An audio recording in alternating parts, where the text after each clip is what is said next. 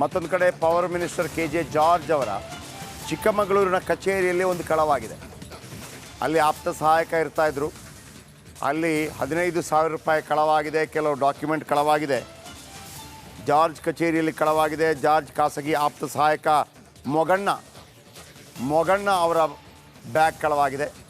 ಅದರಲ್ಲೊಂದು file ಇತ್ತು, ಖಾಸಗಿ document ಇತ್ತು, ಆನಂತರ 15,000 ರೂಪಾಯಿ ಕ್ಯಾಶ್ ಇತ್ತು. ಇದೆಲ್ಲವೂ ಕೂಡ ಕಳ್ಳತನವಾಗಿದೆ ಅಂತೇಳಿ ಚಿಕ್ಕಮಗಳೂರಿನಲ್ಲಿ ಕಚೇರಿಯಲ್ಲಿದ್ದ ಬ್ಯಾಗ್ ಕಳ್ಳತನವಾಗಿದೆ ಅಂತೆ.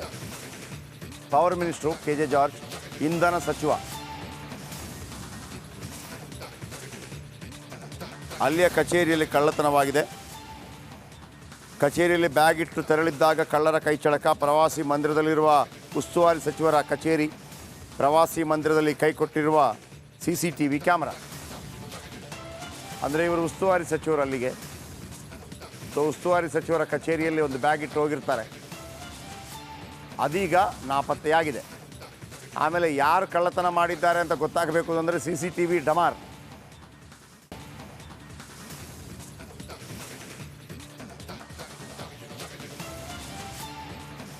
ಓಕೆ, ನಮ್ಮ ಪ್ರತಿನಿಧಿ ಚೇತನ್ ಪದ್ಮಸಾಲಿ ನಮ್ಮೊಂದಿಗೆ ನೇರ ಸಂಪರ್ಕದಲ್ಲಿದ್ದಾರೆ. ಚೇತನ್, ಇಂಧನ ಸಚಿವರು, ಪವರ್ ಮಿನಿಸ್ಟರ್ CCTV, ಅವರ ಆಫೀಸಲ್ಲೇ CCTV ಕೈ ಕೊಟ್ಟಿದೆ ಅಂತಂದರೆ ನನಗೆ ಬೇರೆಲ್ಲ ಡೌಟ್ ಬರ್ತಾ ಇದೆ. ಬೇರೆಲ್ಲ ಕಾರಣಕ್ಕಾಗಿ ದುಡ್ಡು ಕೊಡೋದು ಬಂದವರು ಗೊತ್ತಾಗಬಾರ್ದು ಅಂತೇಳಿ CCTVಯನ್ನು ಆ ರೀತಿ ಮಾಡಿಟ್ಟಿದ್ದಾರಾ? ಅಲ್ಲರಿ, ಸಚಿವರ ಕಚೇರಿಯಲ್ಲಿ, ಪವರ್ ಮಿನಿಸ್ಟರ್ ಕಚೇರಿಯಲ್ಲಿ CCTV ಪ್ರವಾಸಿ ಮಂದಿರದಲ್ಲಿ ವರ್ಕ್ ಆಗ್ತಾ ಇಲ್ಲ ಅಂತಂದರೆ ಏನು ಕತೆ, ಏನು ಈ ಸ್ಟೋರಿ? ಪ್ಲೀಸ್ ಹೇಳಿ.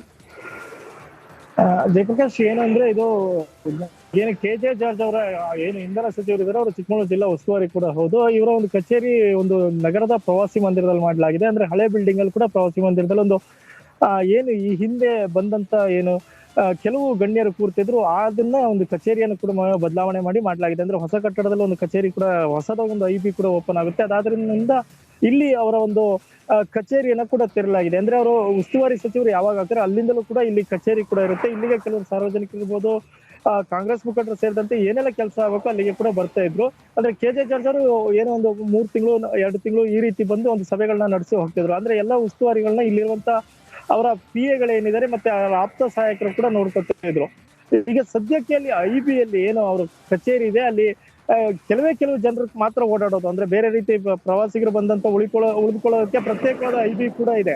ಆದ್ರೆ ಎಲ್ಲ ಒಂದ್ ಕಡೆ ಪ್ರತಿನಿತ್ಯ ಬರುವಂತವರ ಸ್ಥಳದಲ್ಲೇ ಒಂದು ಫೈಲ್ಗಳಿರ್ಬೋದು, ಮತ್ತೆ ಒಂದು 15,000 ದುಡ್ಡು ಇರ್ಬೋದು, ಬ್ಯಾಗ್ಗಳ ಕಳ್ಳತನ ಆಗಿರೋದು ಎಲ್ಲ ಒಂದ್ ಕಡೆ ಸಾಕಷ್ಟು ಅನುಮಾನಕ್ಕೂ ಕೂಡ ಕಾರಣ ಆಗಿದೆ. ಅಂದ್ರೆ ಅಲ್ಲಿ ಯಾವ್ದು ಫೈಲ್ಗಳಿತ್ತು, ಮತ್ತೆ ಏನು ಆಪ್ತ ಸಹಾಯಕರು ಇಟ್ಕೊಂಡಿದ್ರು ಆ ಫೈಲ್ ಅಲ್ಲಿ ಏನಿತ್ತು ಅನ್ನೋದು ಕೂಡ ಕೆಲವೊಂದು ಕುತೂಹಲ ಇದೆ. ಈಗ ಸದ್ಯಕ್ಕೆ ನಗರ ಪೊಲೀಸ್ ಏನಿದೆ ಒಂದು ಪ್ರಕರಣ ಕೂಡ ದಾಖಲಿಸಿಕೊಂಡಿದ್ದಾರೆ. ಮತ್ತೆ ಮೊಗಣ್ಣ ಅವರಿಂದ ಕೆಲವೊಂದು ಮಾಹಿತಿಗಳನ್ನ ಕೂಡ ಪಡೆದಿದ್ದಾರೆ.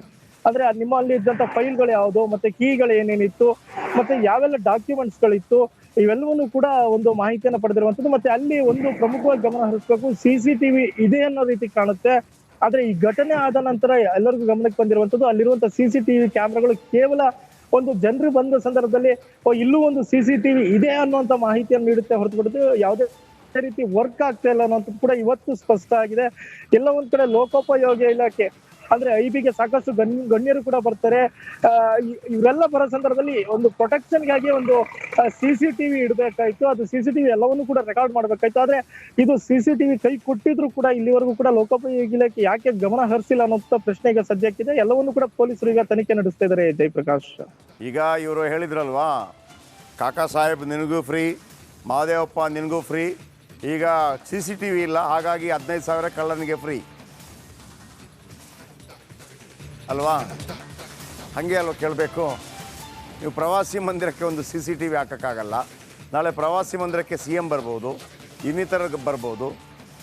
ಅಥವಾ ಇನ್ನೊಂದಿದೆ, ಇಂಥ ಆಫೀಸ್ಗಳಿಗೆಲ್ಲ ಲಂಚ ಕೊಡೋಕ್ಕೆ ಬರ್ತಾರಲ್ಲ, ಅದು ಗೊತ್ತಾಗಬಾರ್ದು ಅಂತೇಳಿ CCTV ತೆಗೆದಿರಬೇಕು. ಈಗ ಲಂಚ ತಗೊಂಡಿರೋ ದುಡ್ಡನ್ನೇ ಎತ್ಕೊಂಡು ಹೋದ್ನೋ ಗೊತ್ತಿಲ್ಲ. ಈ ರೀತಿ ಆಗಬಾರ್ದು. ಇದು ಒಂದು ರೀತಿಯಲ್ಲಿ ಅಜಾಗರೂಕತೆ. CCTV ಇಲ್ಲ ಅಂತಂದರೆ ಒಂದು ಆಫೀಸಲ್ಲಿ ಕಳ್ಳನಿಗೆ 15,000 ಫ್ರೀ ಅಷ್ಟೇ.